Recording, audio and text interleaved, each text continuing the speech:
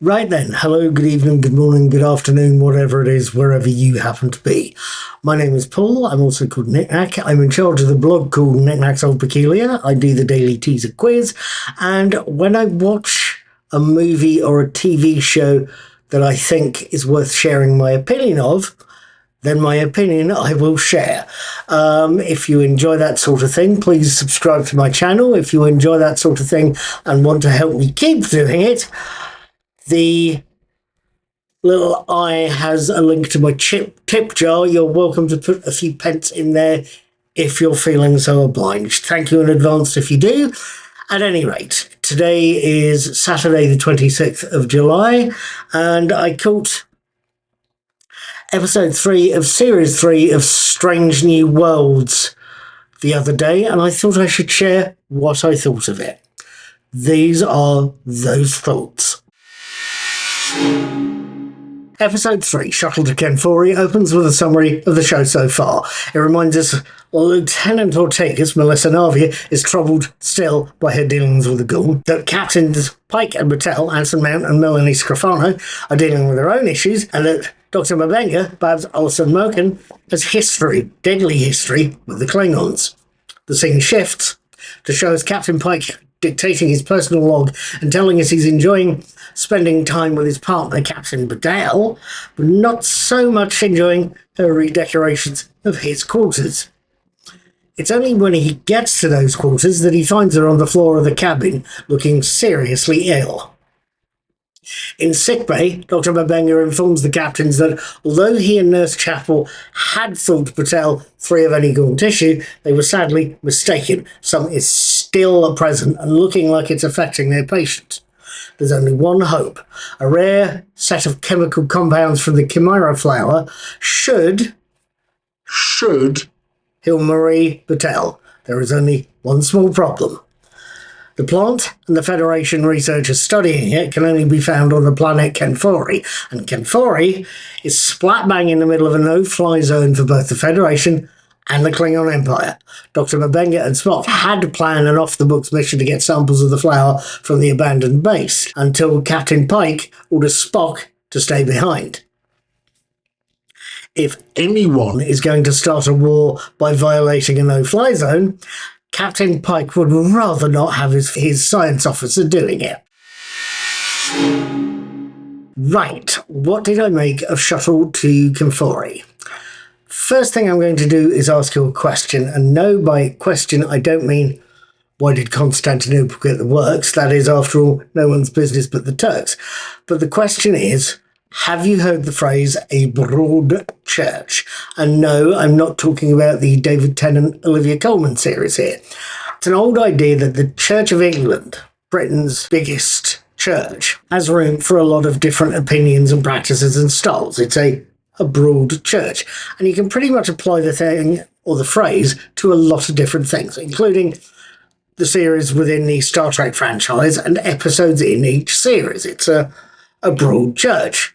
And that includes episodes of Star Trek Strange New Worlds. So far, Hegemony 1 and 2 have been horror-tinged action films, or possibly action-tinged horror films. Wedding Bell Blues was a romantic comedy. Ad Astra per Aspera was a legal drama, and we've even had a musical in the shape of Subspace Rhapsody. At any rate, the point I'm trying to make is that Shuttle to Kenfori is a different shade of episode. It's not a romantic comedy, it's not a legal drama or horror film, only slightly not a horror film. It's a zombie movie. Or at least it's a science fiction zombie movie, because there's a foul scientific reason for all the Walking Dead wandering around trying to eat people. It turns out the flower that Pike and Mabenga are after has absorbed a moss specific to the planet, transferred it to the scientists who'd been researching the plant, and giving them a taste for human and or Klingon brains. All those zombies are woven into a second story thread. A Klingon force has arrived at the planet, led by a Klingon woman called Bita, who's seeking to restore her family's honours by challenging her father's killer to a duel to the death. Her father was General Doctor in Under the Cloak of War. His killer was Dr. Mabenga. Shuttle to Kenfori isn't just a zombie movie, It's a revenge story. There's other aspects to Shuttle to Kenfori. Towards the end of Wedding Bell Blues, we're shown that Lieutenant Erica Ortega's, Melissa Navi's character, is having mental health issues, working out of frustrations at a punch bag in one of the ship's gyms, whilst having a flashback to an encounter with a monstrous goon.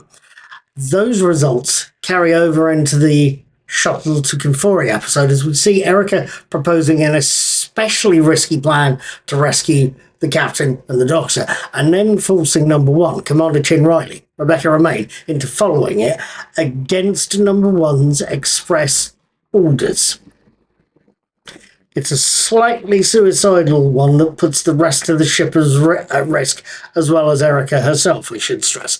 The confrontation between the two officers on the bridge and in a later staff meeting are beautifully done and beautifully acting, and as beautifully performed as the scene between Commander Chin Riley and Lieutenant Lan Noonien Singh as the pair discuss Erica's behaviour. They are both aware that the ship's star pilot is having issues, and issues far worse than Earth-aimed bluntness. There's a thematically linked scene in sickbay, or slightly linked. We see Spock offering to help Captain Patel by performing a Vulcan mind meld, the famous telepathic joining that features in Star Trek so many times.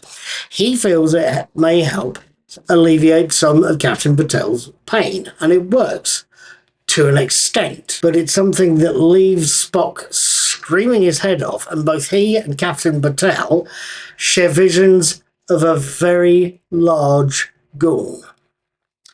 I don't know if it's the same one, I don't know if it's linked, but I have my suspicions this is a plot point that may be developed. There's other things we could possibly talk about here. Have you heard of the Bechdel test? Bechdel. It's been floating around for a while, and it's designed to ask if a given episode, film, story, what have you, is promoting gender equality, or at least making an attempt to promote gender equality. A given story passes the test if it shows two women having a conversation about something or someone other than a bloke.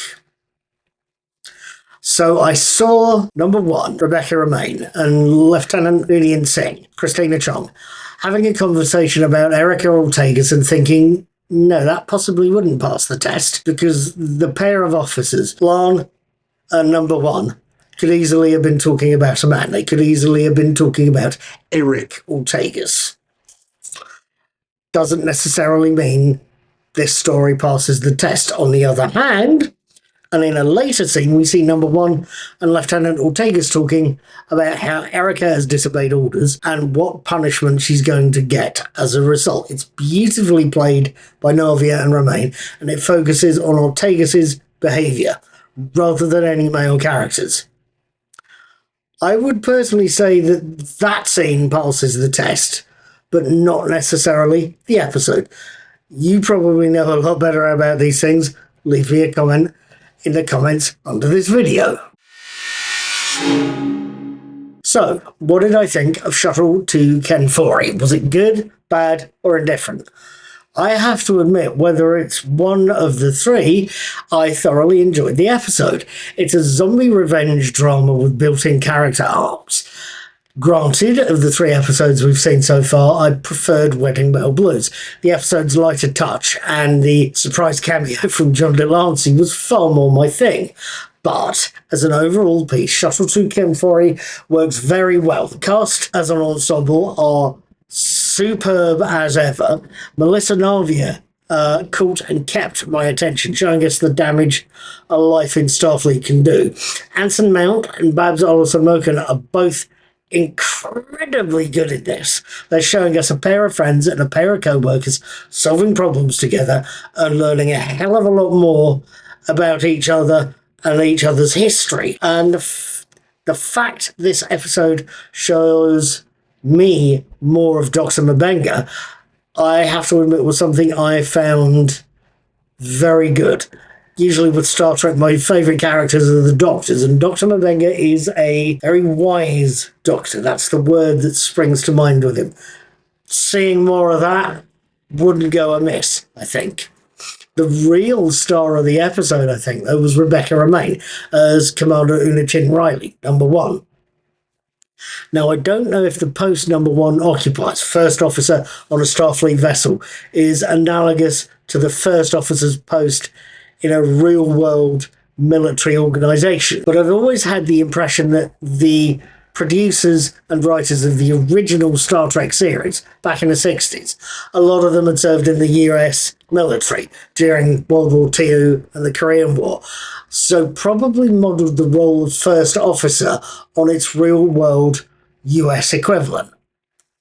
Either way, I think Rebecca Romaine carries the role off very well, showing us that number one is a very capable battlefield commander, is a very strict disciplinarian, very good at running the ship, and very good at the job. She actually puts me in mind in this episode of Patrick Stewart as Captain Picard and as Jonathan Frakes as number one, as William T. Riker. She plays a key position, a key character very, very well, and very well in this episode.